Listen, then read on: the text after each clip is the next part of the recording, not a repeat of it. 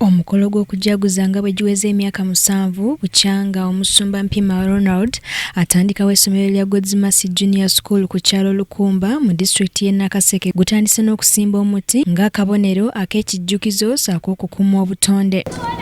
Kale nno tusimba omuti guno okulangirira essomero lino libeeremu abafuzi ate likuŋŋaanye bangi obulijjo likuŋŋaanira essomero.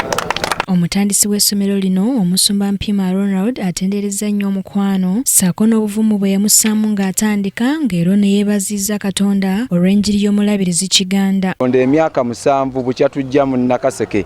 Olugendo lwaffe ne Bishop Kiganda naye mwebazaamu ak'ensusso ti omusajja oyo enjiri ye nga nze naakalokoka yandeetera okuba nga mpawamuka nga nsobola okujja ne mu kitundu kino kubanga yatugamba wooliwe wali ekibuga kyo kati nze nange nensalawo nenjija nentandika ekibuga naye kati olaba olwaleero abantu abakuŋŋaanye mu kitundu kino ddala olaba nga kibuga kifuukidde ekibuga. So Bishop Kiganda twagala omwebaza ti ye yajja wano n'asimba n'omuti ng'essomero lino tutandika twalina kazimba ako naye kaakati olwaleero olaba ebizimbe bye. Victor Arirachi nga yabadde omugenyi omukulu yeebazizza Omusumba Mpiima olw'amaanyi g'ataddewo okukyusa ekitundu naddala ekisaawe ky'ebyenjigiriza ng'era aliko obubaka bw'awadde abazadde ku bukulu bw'okusoma. Truthfully, today they are celebrating 7 years. I'm really impressed for the impact he's doing in the community.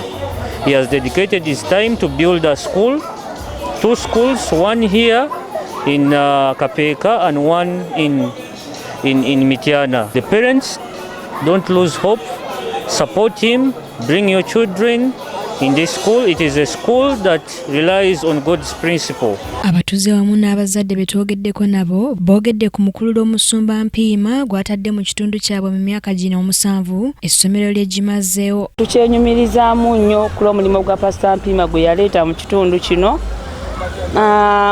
Kyongedde kukulaakulanya ekitundu kyaffe okusooka kwa byonna.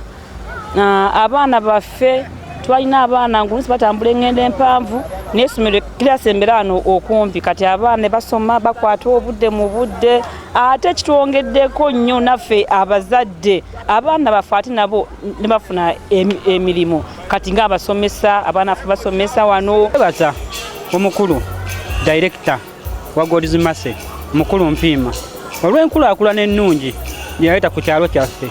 Sikulimba ku kyalo kyaffe twali tulaakinga amasomero amalungi bwe gati naye twebaza omukulu director. Tulaba nga essomero lino likulaakulana era tulaba nga ligenda mu maaso era tulaba nga ligenda kuba nga litugasa. Maido John yakusakidde eggulire lino ku Rakei TV amalindire.